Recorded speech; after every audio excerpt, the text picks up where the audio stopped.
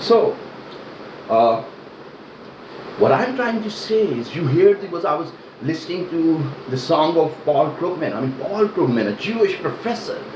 I mean, amazing. I mean, of course, I respect him. Even I enjoyed the song. This is some song where, she was the lead vocalist was a girl, and she was talking about bombs and some kind of a mafia representing military establishment in the United States of America, the establishment of American establishment, which is responsible for wars in the world, and especially that's why America is some kind of a country which represents itself through new colonization, whereas imagine there are so many great writers, there are so many great politicians, there are so many great leaders, there are so many great diplomats, and look what the future is giving us. I mean, I want to tell it to the young generation. American President Donald J. Trump, talking about peace. I mean, of course, he's going to talk about peace. He's not going to go to Palestine, or he's not going to go to sit, take a chair or a bed and sit in the border of Ukraine and Russia. I mean, what a president can do is would send across a message that America wants peace across the world. And he would make a lot of effort, and he is making a lot of effort. Yes, but this new cause, the new conservatives started a war in Iraq, and of course, again, America had started a war in Afghanistan. So one has to understand, not make generalization. Though I know sometimes, because there is so much information available, and one has a point of view, one should not be all the time praising and be nice. And criticism is very important. But then it should not lead to paranoia. It should not lead to the way in what happened in France, that the French court banned girls who were wearing scarf. I mean, what this is? I mean, this identity politics.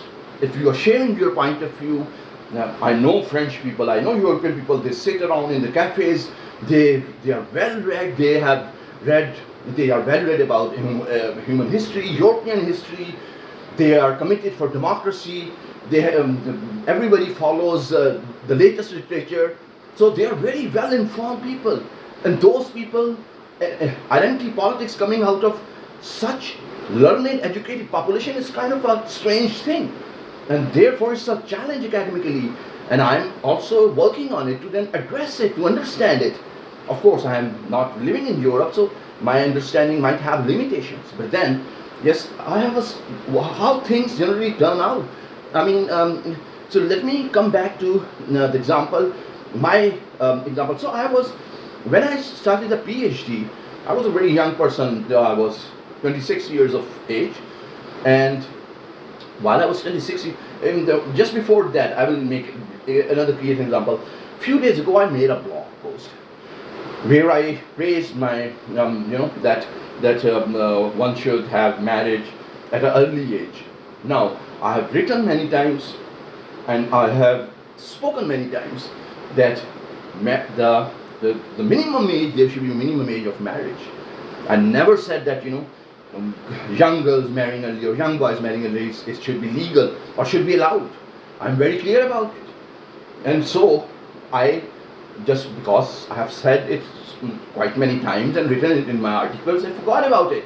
And suddenly what I would notice is that this plan, this divine plan unraveling, since when I said it, suddenly there were advertisements and advertisements, which were because I didn't make it clear in my blog post. I just said, boys should marry at an early age, which meant was early. What did early means?